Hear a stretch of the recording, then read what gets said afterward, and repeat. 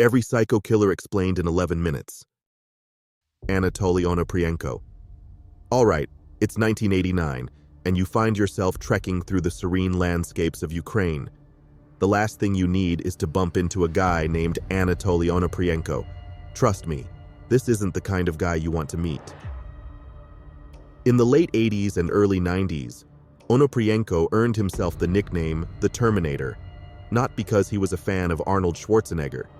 He went on a terrifying killing spree, racking up a body count of 52 people. Let's assume you're sitting at home, enjoying a quiet evening with your family. Suddenly, Onoprienko bursts in, wielding a shotgun like he's in some action scene. He would break the door and knock down any sense of safety you had. His methods were brutal, using shotguns, axes, and anything else that could turn a peaceful home into a crime scene. By 1996, the authorities had had enough. After a long manhunt, they nabbed him. His hideout was filled with weapons that could equip a small army. When questioned, he confessed to the murders with a disturbing nonchalance. So, in 1999, he got life in prison. Imagine the conversations with his cellmates. So, what are you in for? Oh, just killed 52 people. Albert Fish. From being an ordinary grandfather to becoming one of the most notorious serial killers in history, Albert Fish knew how to keep things interesting. Fish's early life was a mixed bag of weirdness. His family had more mental health issues than a soap opera, and young Albert didn't exactly grow up with a role model. He started off small, engaging in petty crimes and weird behavior, like sticking needles into his body. By the 1920s, Fish had turned things up a notch, actually more like 10 notches. He roamed around, posing as a harmless old man, but his intentions weren't. Fish had a particular taste for young children, and not in the giving them candy way. Eventually, Fish pulled off his most infamous crime. He convinced a family to let their daughter, Grace Budd, attend a fake birthday party. Fish took Grace to an abandoned house and did unspeakable things. Years later, he sent a letter to Grace's parents, detailing his heinous actions. Fish was finally caught in 1934 when detectives traced his creepy letter back to him. When they arrested him, Fish confessed to murder and cannibalism. During his trial, Fish's defense tried to play the insanity card, which, let's be honest, wasn't too far-fetched. But the jury wasn't buying it. They found him guilty, and he was sentenced to death. Fish took a seat in the electric chair. When asked if he had any last words, Fish reportedly said, "I don't even know why I'm here." Andrei Chikatilo. He might sound and look like a regular guy, but he was anything but. Between 1978 and 1990, he packed up a tally of at least 50 murders, becoming one of the Soviet Union's most infamous serial killers. What makes his case even scarier is that Soviet officials kept insisting that serial murders just didn't happen under communism, so warnings about a killer on the loose were discarded. Chikatilo grew up in the shadow of the horrific Ukrainian famine of the 1930s, where cannibalism was a thing. His mom used to tell him his older brother had been kidnapped and eaten by the neighbors. True or not, it's the kind of bedtime story that could mess anyone up. Chikatilo also had a thing for war stories, especially the ones about German prisoners getting tortured. Post-military, he settled down near Rostov-na-Donu as a telephone engineer and tied the knot in 1963. He later switched careers to teaching after bagging a degree in 1971, but that didn't stick because parents complained he was getting too handsy with the kids. Chikatilo's murder spree kicked off in 1978. He had a thing for hanging around train stations and bus depots, picking off victims from the crowd of young hopefuls looking for a better life in the city. Despite his gruesome signature on the crime scenes, he managed to slip through the cracks for years. The police finally got their act together in 1990, putting cuffs on him for good. He was sentenced to death and met his end in a Moscow prison in 1994. Richard Ramirez. Richard Ramirez, born on the rare leap day of February 29, 1960 in El Paso, Texas, turned into a notorious figure. Known as the Night Stalker, he murdered at least 13 people before his capture.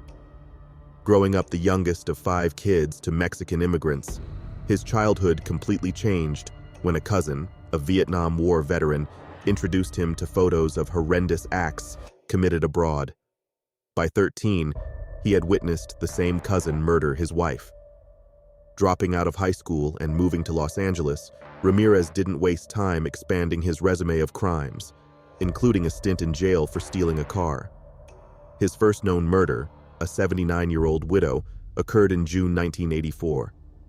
He paused his spree for 8 months, a break that ended as he resumed with increased brutality.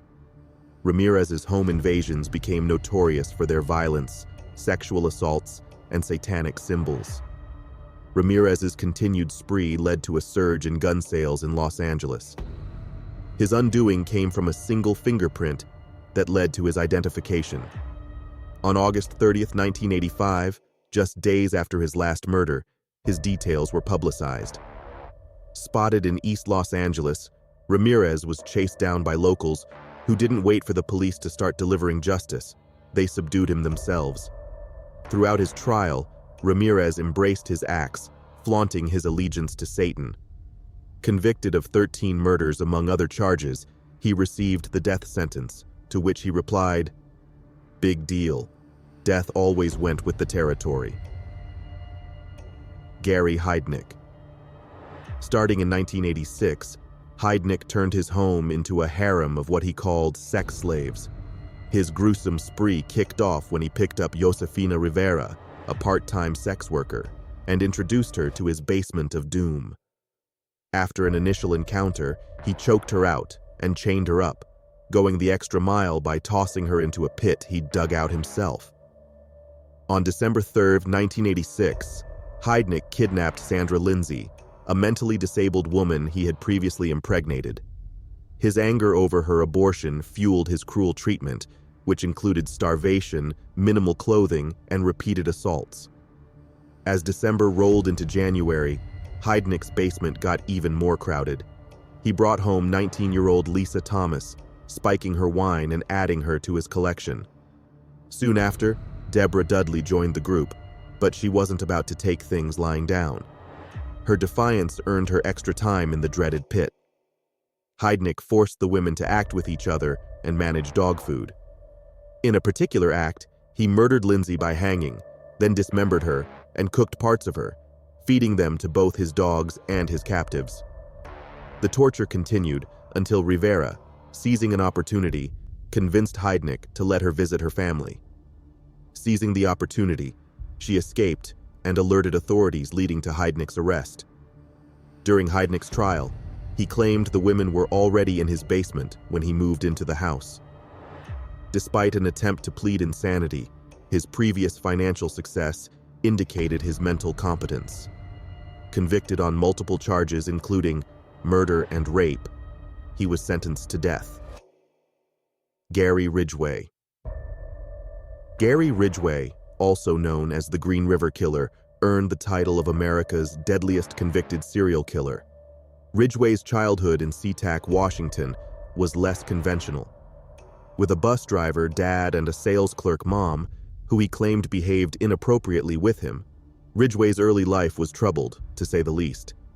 He even harbored dark fantasies about killing his mother and acted out violently as a teenager.